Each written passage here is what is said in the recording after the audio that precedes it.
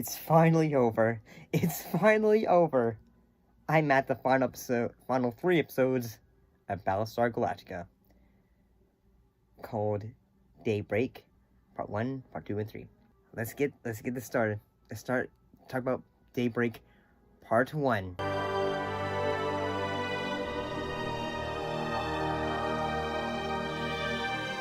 Before I get into it, though, let it be known that each episode of each part 1, Part 2, and 3, each have, will take place in the past, before the fall of Caprica, and give us details, say, okay, so these folks knew each other, this is how they all knew each other, these were all, how they were friends, and all that stuff. Many years before even the fall of it. I gotta say that, especially for, and basically the first episode is basically they're talking about things in the past. We have, moments with Adama, Baltar, we have moments with Lord Rosalind, with her sisters and father, and as well as, Lee and Cara Frace, their budding relationship. Back on the Galactica, everyone is, trying to get prepared to strip Galactica so parts can be, put together. And eventually Adama goes, say, hey, we're going to plan an attack on the colony ship so we can get Hera back. I gotta say, this Part 1 was phenomenal. I think some standout moments of this episode, for this episode, though, are, when we have, look back at Gaius Baltar, when he's on and he's on all the, in the past, and we realize, just how much of a evil man is. Well, not evil, but, yeah, actually, okay, I'm gonna say it, he's pretty, wrong. And that, yes, at one point his father is having a mental break, is slowly declining, and basically he's braiding him, hitting him from the newspaper and all that stuff, and it's just say, oh gosh. Yes, at one point, I would say, hey, he was a character who, had fallen, and he was slowly trying to redeem himself. Yeah, even the past, before he became president and all that stuff, he was a character who was pretty much irredeemable. In the fact that, he was, just not there for his father. He was just, actually he was giving him, helpers, but it's not like he was actually helping him.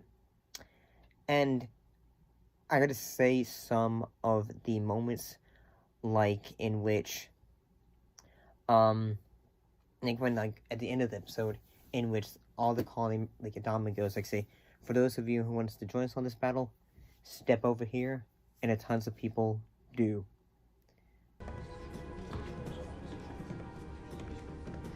Doc. Cleve can't afford to lose a doctor. Call him back, Sherman. Thank you.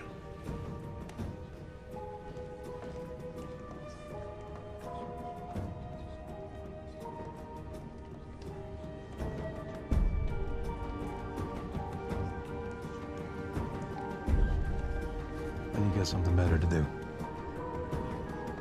And all that, and some folks are going to stay on Galactica to be able to be there on the battle.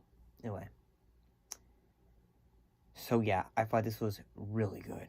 And what happened in, Part 2?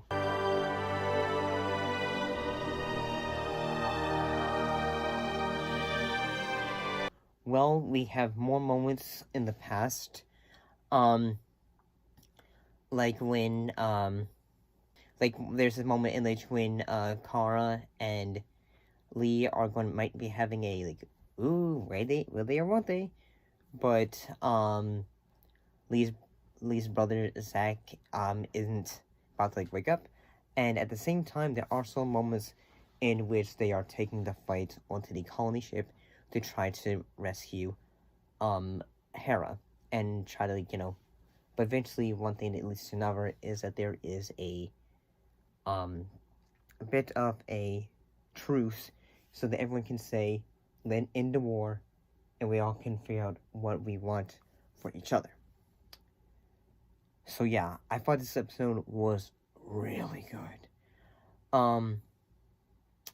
I thought the action sequences, like say there's a sequence in which, you know, they're reclining into the ship and all that.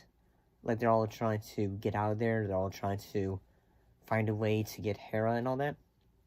I thought it was great. 3, 2, 1, hit it! All hands, brace for impact. Assault 1, stand by.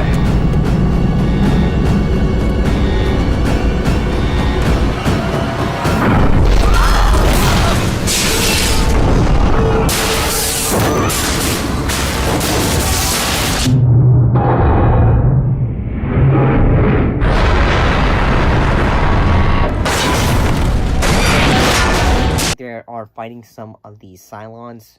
This was an action-packed episode in a way, because this was the action-packed middle of the, you know, basically this is a hour-long film in a way, and the action sequences, the dramaticism is really good in a way. So basically they'll say, hey, if you give Caval resurrection, we will, like, say, okay, we will leave you guys alone. And yeah, I thought it was really good. So part 3, there is what happened in part 3.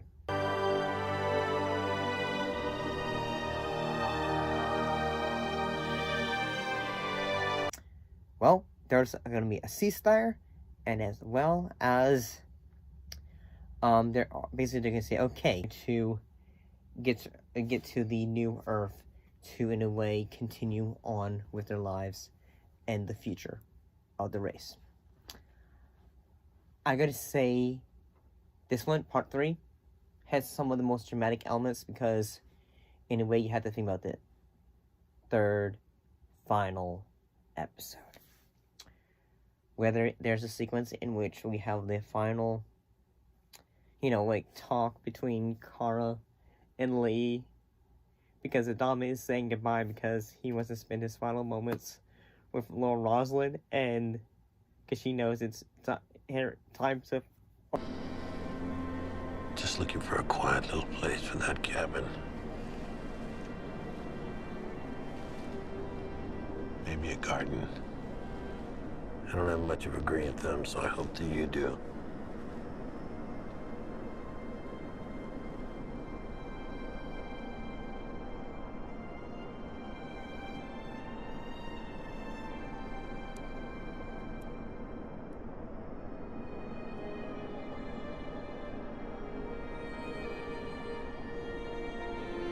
Oh gosh, it's getting to me, man. And she's gonna, you know, eventually pass. And she does. And as well as Kara saying, like, hey, I'm ready to go, and it's revealed that she was an angel.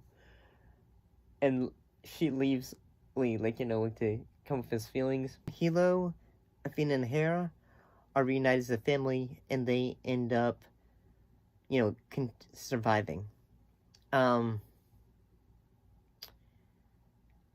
one thing that ends up happening is, like, you know, we have an epilogue where it's 150,000 years in the future, and it's revealed, like, say, hey, that Hera, the remains of Hera are on the planet, and they found her bones in modern-day Earth, and, you know, like, Caprica Baltar, and 6, so, you know, like a ghost version of Baltar and a ghost version of 6 are basically, like, say, hey, what's next for humanity?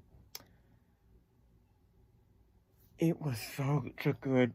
I didn't realize, like, say, yes, I had been, like, going, ugh, when I would say I'd watch Battlestar Galactica, but this was such a good, you know, finale. Dramaticism, action, it got to the heart. It was really good. That's all I can say. I'm cutting straight to it. Worth it to talk about it. I'm gonna see you next time, though.